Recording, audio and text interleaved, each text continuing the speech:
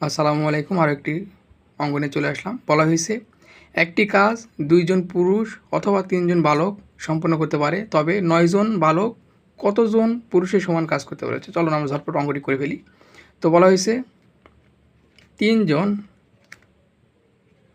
বালক সমান 2 জন পুরুষ। তাহলে একজন বালক সমান কত হবে? 2/3 জন পুরুষ। তাহলে প্রশ্নে বলা হয়েছে তবে 9 জন বালক কতজন পুরুষের সমান কাজ করতে পারবে? অতএব 9 জন বালক সমান সমান কতজন? 2 গুণন 9 নিচে 3, তাহলে হবে কি 3 তিরিকে 9, 3 দুগুণ 6, 6 জন পুরুষ।